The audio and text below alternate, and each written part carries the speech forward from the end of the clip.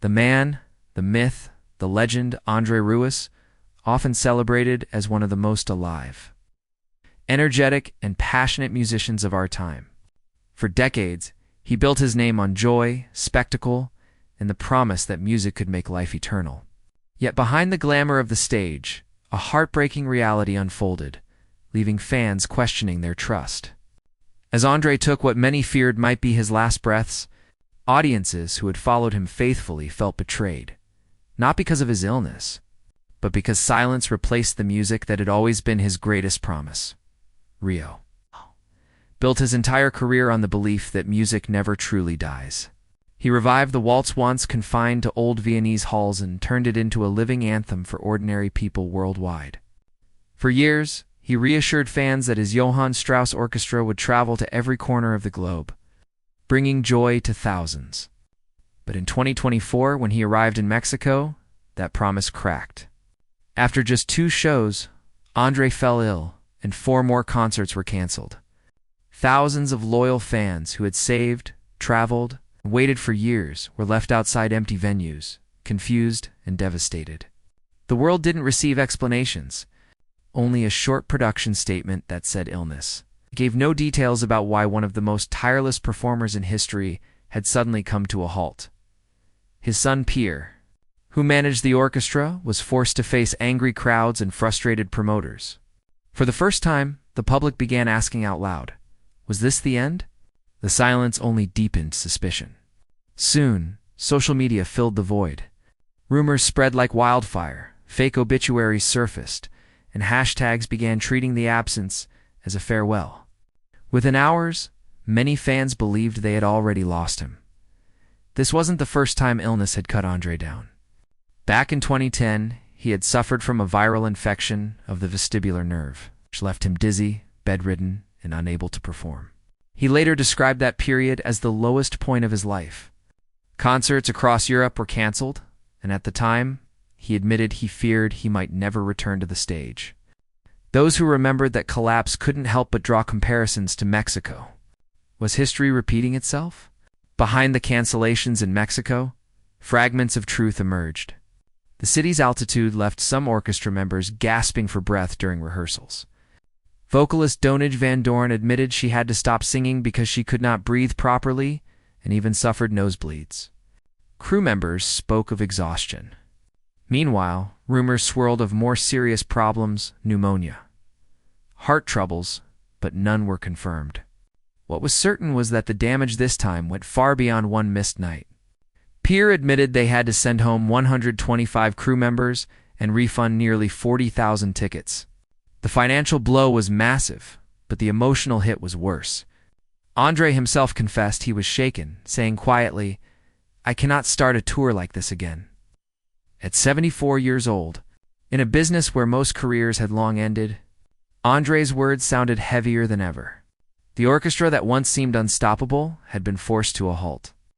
In Mexico City, the silence was described as almost funereal. No music, no curtain call, just an aching absence. Fans felt as though they were mourning. What made it sting even more was the contrast. Just days earlier, André had been on stage, smiling, bowing, and promising more nights of joy. Now, the same fans were watching trucks load cables in silence. The shift was too sharp, too brutal, and in that silence, whispers of death grew, not an official death. Not medical confirmation, but a cultural one. Where fans began saying goodbye to the legend who had defined their lives, André's own history. It made those rumors believable. After his 2010 illness, doctors had warned him about stress and long flights. At the time, he had laughed it off, even joking that he would perform until he was 140, but in Mexico, he finally admitted that his body was winning the battle. To the Mexican press, he confessed, "I must listen to myself more." Wasn't exactly a retirement speech, but it sounded dangerously close. For André, the orchestra was never just a collection of musicians. It was his family. He proved this back in 2016 in Nottingham, when one member suffered a heart attack. André immediately postponed the show, explaining the orchestra's health mattered more than the audience's anger. Those words now seemed prophetic. Because if the orchestra was his family, and its leader was growing frail, what future could it possibly have? Fans feared the loss of more than concerts, they feared the death of an era. The Johann Strauss Orchestra wasn't just a musical group, it was a massive machine of spectacle. André's shows required charter planes, custom-built stages, and months of rehearsal. Few artists in the world had the discipline or the resources to replicate it. His illness didn't just cancel concerts. It threatened the survival of the entire empire. That is why fans mourned so quickly. They weren't only grieving André himself, they were grieving the vast world he had built around his music. Pierre, his son, now carried the weight of it all. He became the face of logistics, refunds, press conferences, and damage control. His words were listened to carefully because they carried double meaning. When he said, "The orchestra must go on," some took it as confidence. Others heard it as the voice of a son preparing to lead without his father André. Rieu did not die in Mexico, but the silence there made people believe he had. For days, the rumor of his death traveled faster than the truth. And in a way, something really did die that night. The myth that André could play forever without consequence. That illusion ended in Mexico. Still, Rieu's empire was not built on him alone. The gowns, the waltzes, the laughter, it all thrived, because André transformed concerts into dream worlds. But behind the glitter, there had always been cracks. The same orchestra that appeared immortal had already weathered storms that nearly destroyed it. Musicians had walked out. Tours had collapsed under financial strain. And more than once, the Rieu family had wondered if the empire would vanish overnight. The cracks first showed clearly in 2008 during the global financial crash. While others tightened their belts, André poured millions into keeping tours alive, investing in massive productions. It nearly ruined him. Cancellations piled up, bankruptcy rumors spread, and for the first time, the Waltz King looked fragile. For Pierre, that moment was a rehearsal for the future, because when your father is both a man and a brand, you learn early that one collapse can bring down the other. André's health only added to the strain. The viral infection of 2010 had left him unable to perform for months. Headlines predicted the end of his career. Yet he returned with his violin in hand, bowing as if nothing had happened. Fans celebrated, but Pierre remembered the silence in their house. The canceled rehearsals and the fear in his father's eyes, fear mixed with defiance. Pierre understood then that the death of the man and the death of the music might not arrive together. But they would feel exactly the same. Even the orchestra whispered about the future. Musicians who had traveled the world with André began asking what would happen when he was gone. Would the orchestra survive without its founder, or dissolve like a dynasty with no heir? Every time Pierre heard those whispers, he knew they weren't only about succession. They were about his father's fragility. But none of them dared say it out loud. The myth of immortality had to continue. At least on stage, André himself fueled that myth. He kept designing tours bigger than any human endurance, stadiums filled with fireworks, cinematic staging, endless travel. But with scale came cost. Physically, financially, and emotionally, the weight grew heavier each year. Friends noticed how he obsessed over every detail, as if controlling the spectacle could somehow delay the inevitable. But Pierre saw the truth. The bigger the empire, the more fragile it became. One canceled season, one misstep, and everything could collapse. There was another tension. One Pierre rarely spoke about. His father wasn't just a warm showman. Behind the curtain, he was also a demanding businessman. Rehearsals often stretched until dawn. Mistakes were not tolerated. Standards were merciless. The orchestra became flawless because of it, but also brittle. That same relentless perfectionism lived in André's own body, driving him forward but wearing him down. Even in their personal life, music always came first. Holidays, family events, even grief had to be scheduled around tours. Pierre has admitted that as a child, he sometimes wished his father would stop, or at least slow down. But to André, slowing down meant admitting the waltz had ended. So the family lived in a rhythm of departures and returns, a rhythm that hid the truth. His father's life was slowly being consumed by the very music he built his legacy on. What fans never saw, Pierre did. Since Arlie Yiling, André's health had faltered more than once, each time forcing painful choices, each time hidden behind dazzling shows. The man adored worldwide was fighting battles no one in the audience ever witnessed. And while the world kept dancing, Pierre quietly counted the costs. Bracing for the day when the silence would become permanent, Pierre also knew something the fans did not. When that day arrived, it wouldn't only mean the death of a man. It would mean the death of a sound, a world, a way of life. And it would fall to him to tell it. For years, the world believed André Rieu's empire was unshakable. Dream machine powered by endless waltzes and eternal applause. But Mexico showed the truth. Nothing, not even music, is immortal. Pierre knew the truth better than anyone. The empire his father had built had nearly collapsed before. And each time it rose again, it came back weaker, more fragile.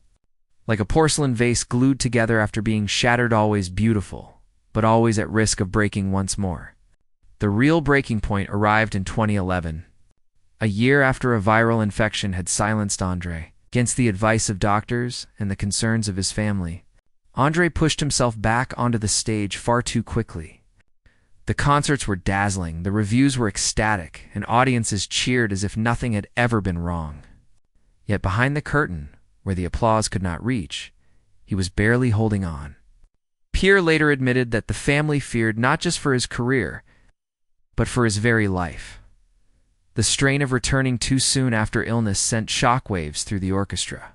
One by one, concerts were canceled, costs mounted to unbearable levels, and audiences began whispering that the king of the waltz might finally be fading.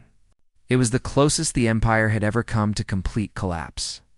For those inside the orchestra, felt like being passengers on a plane plummeting toward the ground.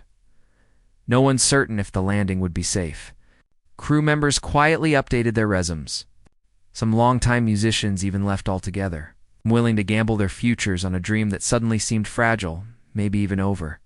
Pierre saw each desertion not as betrayal, but as proof that the magic could vanish at any moment. To the public, André still smiled. On stage, he looked like the unshakable maestro he had always been. But at home, away from the spotlight, he wrestled with the one question no artist ever wants to face. Had the music already died before he did? The financial pressure was brutal. Each canceled show meant millions lost, and with production costs ballooning. The empire hung by a single thread of ticket sales and sponsorships. André had always demanded grandeur, cathedrals transformed into concert halls. Fireworks timed perfectly to Strauss, sweeping cinematic recordings that made the orchestra appear untouchable. But grandeur had a cost. At one point, rumors swirled that even the family home might be at risk if the debts could not be covered. Pierre never confirmed it, but he never denied it either into silence, spoke louder than words. It was during this crisis that Pierre's role changed forever. He was no longer just the son, standing quietly on the sidelines. He became the manager, the protector, the translator of art into survival. He sat at negotiating tables with promoters, calmed the nerves of anxious investors, and shielded his father from the ugliest details. In interviews, he downplayed the struggles, presenting the image of stability. But behind the mask, he carried the crushing weight of saving not only the music, but also the man who embodied it. If he failed, the legacy his father had spent decades building would not end in applause, but in silence. The strain began to show on André's face. For the first time, fans noticed the fatigue etched into his expressions. Critics wrote openly about his age, speculating on retirement. Each canceled tour was treated as another signal that the end was near.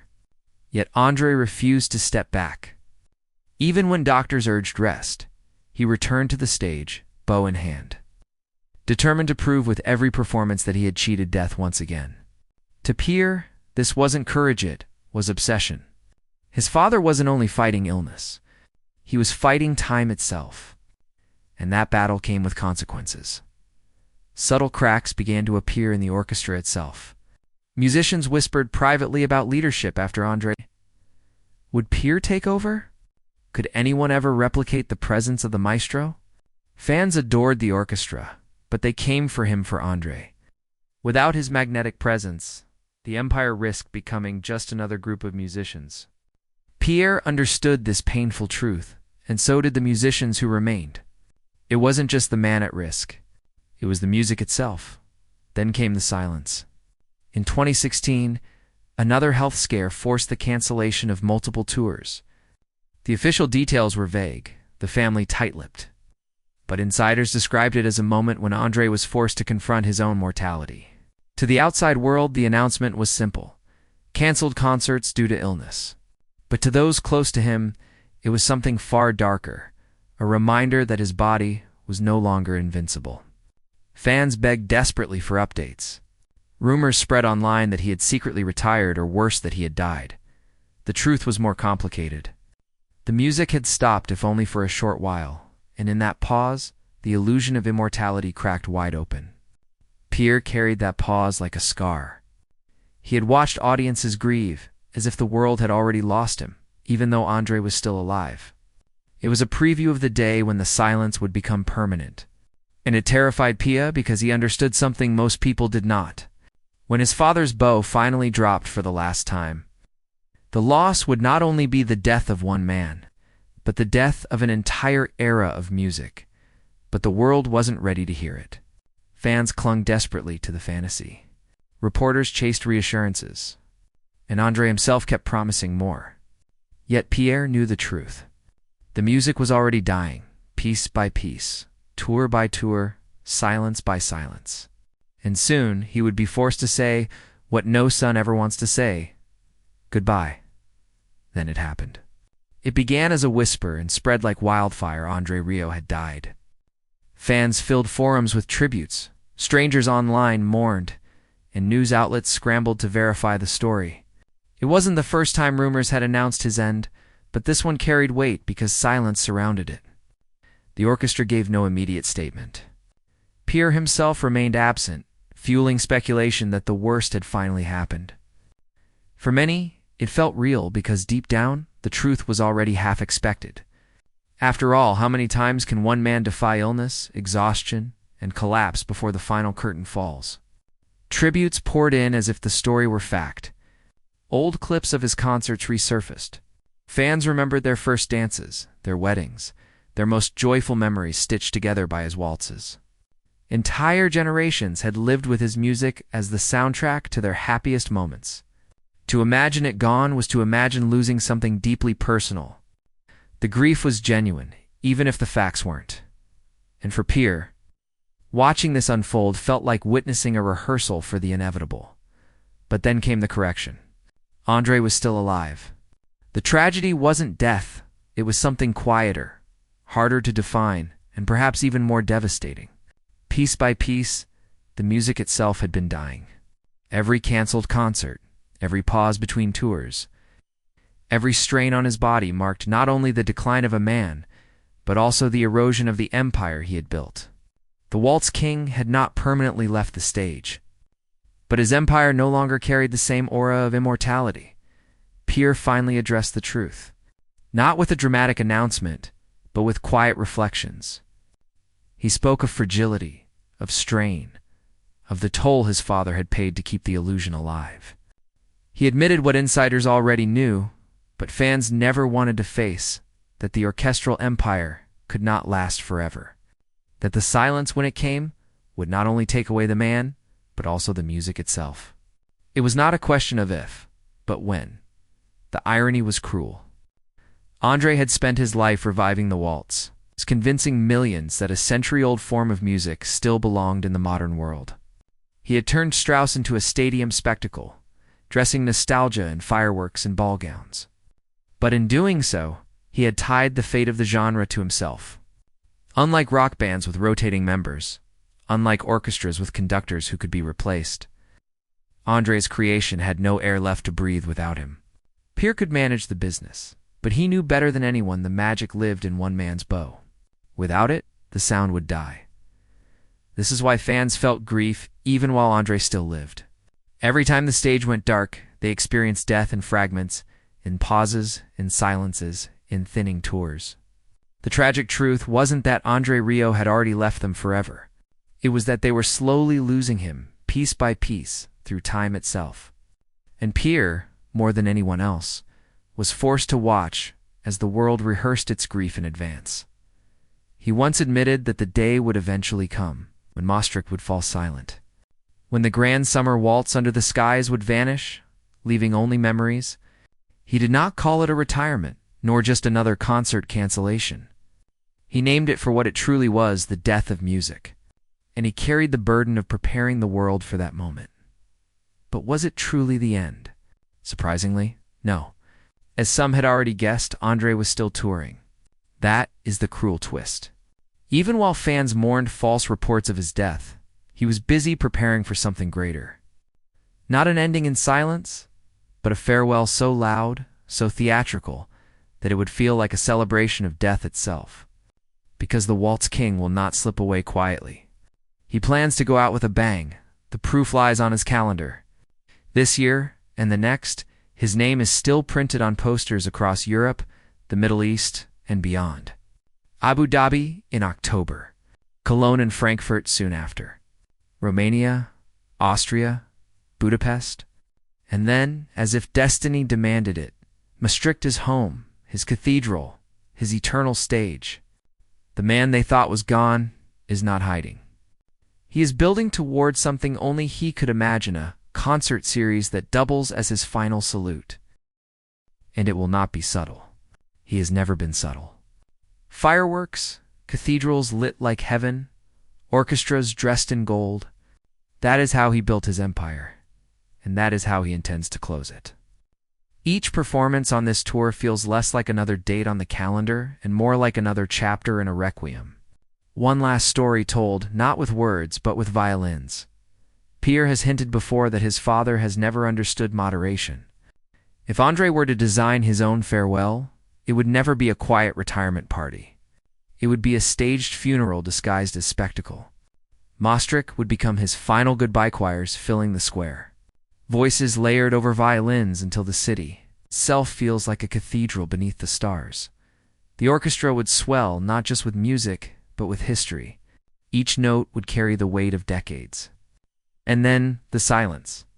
That single moment when the lights fall, the bow lowers, and the audience holds its breath, believing he will return. But this time, he does not.